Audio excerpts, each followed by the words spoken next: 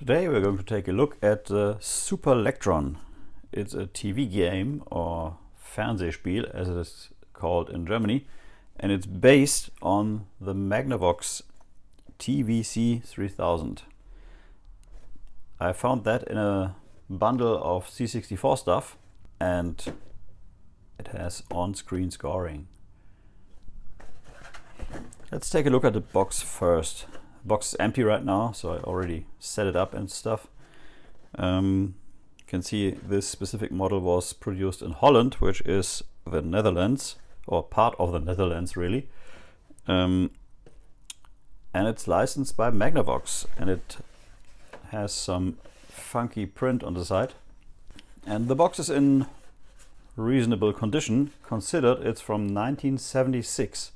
So this is actually one of the first home video game systems. It doesn't have cartridges, but as you can see here, it has a number of switches. We will take a look at these in a minute. Yeah, and it is triple sound, variable angle and angle of rebound, angles of rebound, 2-speed ball control, variable bed size, automatic or manual serve, easy to connect and operate. Pretty important for someone like me. Yeah, let's bring it out and have a look.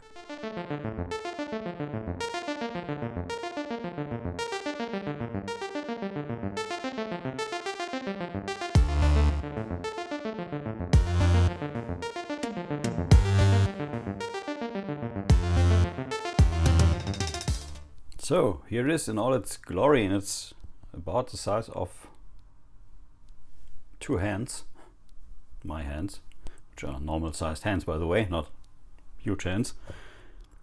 There's the base unit, which has some of this classic cable burn, which is when if you put a cable on it, the plastics react and you get these burn marks.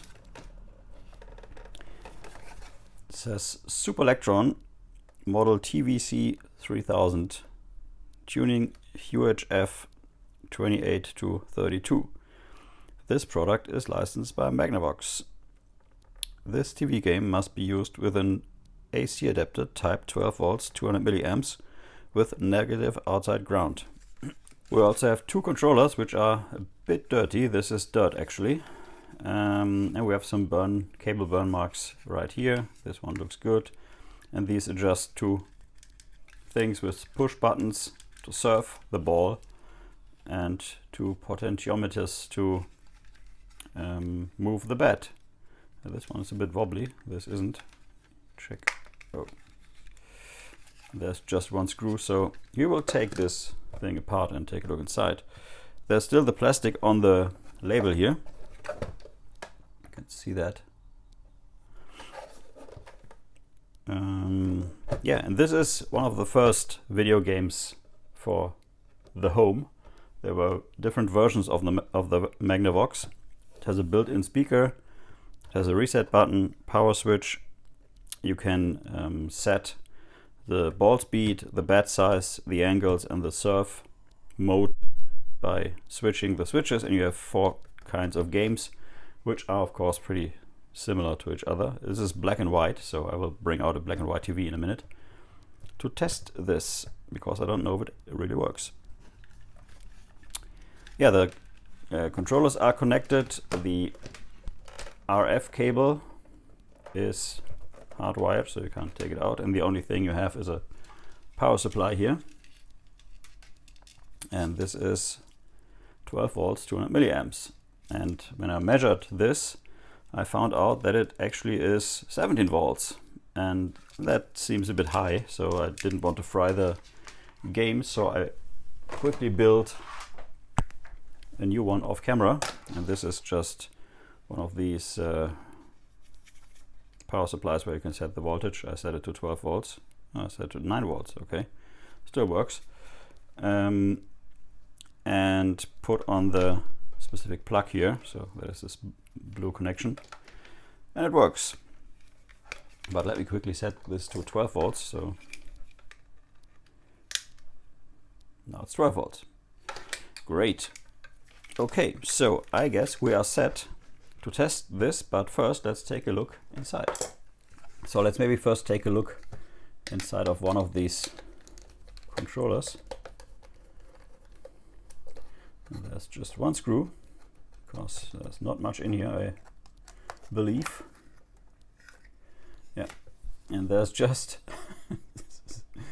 there's just the button and the potentiometer, and it only has two connections here to measure or to send the resistance. So this is pretty much also a switch, but an adjustable switch. And yeah, that is pretty much all there is to it. Not much more. So these things should have been very cheap to build, and you should be able to create your own controller here if you like. So if you find one without the controllers, it's not much of a deal to build one. That is the controller side. So let's take a look at the machine itself, and there are 6 screws, I believe.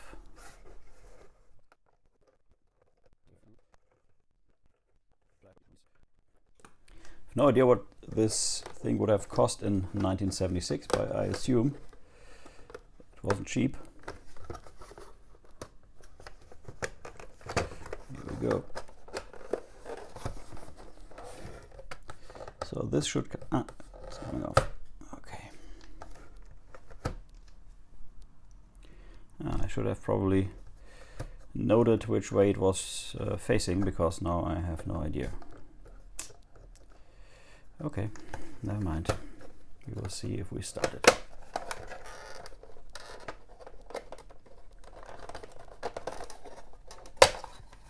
And there we go. That's a lot of stuff, actually. Didn't expect that. So we have the RF modulator. We have some IC which creates the whole game. Few caps, few resistors, not much, few cables and a few switches, and an interesting 70s PCB. So this is a single-sided PCB. The whole printing is on the other side, but on the other side there are no components whatsoever. It's just what you see here. A few transistors. Okay, so there's really not much to see here. There's a speaker. Okay, so not much to see here. Since I don't know if it works, just let's put it back together and see if it works. And it's always a good idea to, if you put in these screws, to turn back and then turn forth, because then you know that you are grabbing the existing thread of the screw. Okay, I will leave this knob off for now, because I have no idea which is which. So let's see.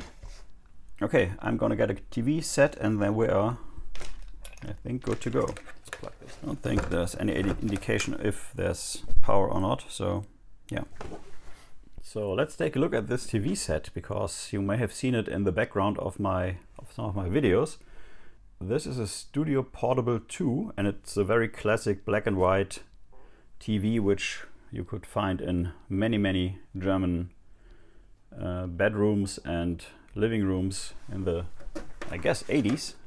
So this is from, I don't know, but you can use a 12-volt input. So this is, the portable is not just a part of the brand, it's real. And it's 220 volts, 50 hertz, 25 watts.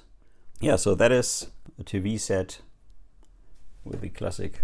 I don't know if this was classic for the US, with an antenna and that plug, and you could plug it in here, and then you had the RF via antenna. But we are going to use this RF plug for the console. Let's switch on the TV. We get the classic static. Should be on the right channel here. So let's switch on the console. there we are. And you can turn down the TV's volume, the sound, because it's just the static sound. The sound's coming from this speaker right there. So let me set up the camera and then we can check out the different game modes here. As I said, we have different switches on this here, and right now it's everything on Pro, so that I put this back to rec, which is regular, I guess. And let's turn it on again. And there we are. The ball is much slower and the bat is much bigger. So let me see which one is which. Okay. So right now we have, I think this is squash. So if this is squash, let me turn this, or let me put in this knob. And let's put this to solo. So yeah, this should be just me playing. Not sure why there is a second bat. I guess it's just a, let's reset. Okay. That is actually the score counter. That is not a second bat, that is the score, which was 1. Okay, let's reset. 0. Let's serve. Yeah. And we have manual serve, so we have to, I think, push to get a ball. Yeah. It works pretty good, considered the simplicity of the electronics in here. And the potentiometer is not crunchy or anything, it's fine. Yeah, I'm still not good at these games. Okay, so let's try a different game. So this was Solo, which is just the classic single player breakout. And interestingly, you can actually turn the knob of this while it's powered on. You don't have to reset or anything. It even keeps the score. So now we are in squash mode, which is 2 players. Serve. Okay, it's not my turn. So that was my turn actually. Did miss it. No problem. Okay, so let's switch to tennis. Yeah, and that is, I think, the very classic dual player breakout. Oh, too slow.